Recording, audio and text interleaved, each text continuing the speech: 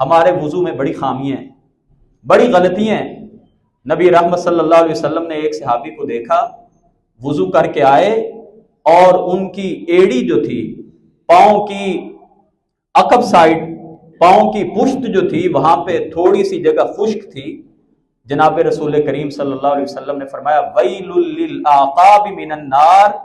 ان خشک ایڑیوں کے لیے دوزخ کی آگ ہے۔ اب نبی کریم صلی اللہ علیہ وسلم نے اس صحابی سے کہا جن کے وضو میں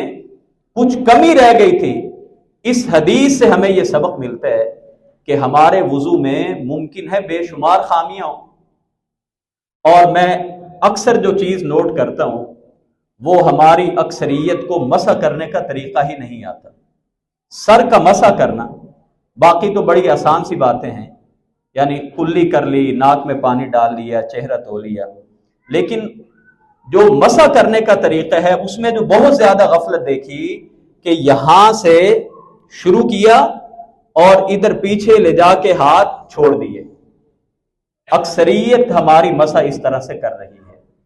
نبی کریم صلی اللہ علیہ وسلم کی حدیث پاک میں جو آپ کا معمول تھا، اصحاب جو مسح کیا کرتے تھے، حدیث کے الفاظ ہیں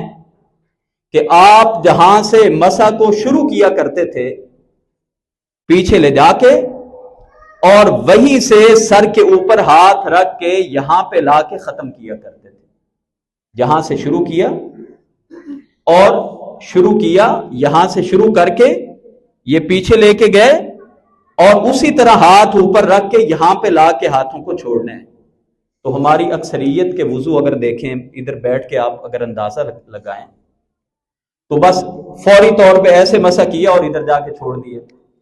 اور ایک دلیل پتہ نہیں کہاں سے لی، مجھے تو کسی حدیث میں یہ دلیل نہیں ملی کہ گردن کے اوپر بھی مسح کرنا ہے۔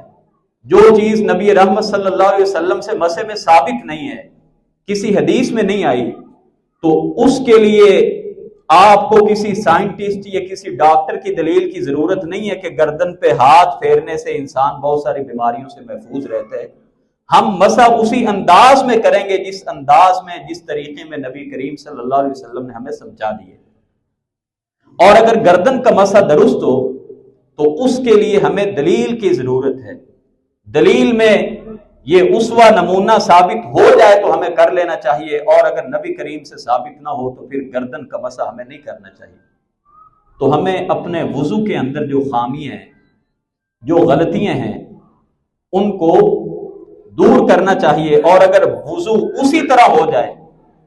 تو پھر جناب نبی کریم صلی اللہ علیہ وسلم نے فرمایا صرف وضو کرنے سے اللہ گناہ معاف کر دیتے ہیں، نماز پڑھنا اور مسجد کی طرف جو اٹھنے والے قدم ہیں، اس کی وجہ سے جو نیکیاں مل رہی ہیں، یہ تو نافلہ، یہ اس کے لیے زائد ہو جاتی ہیں۔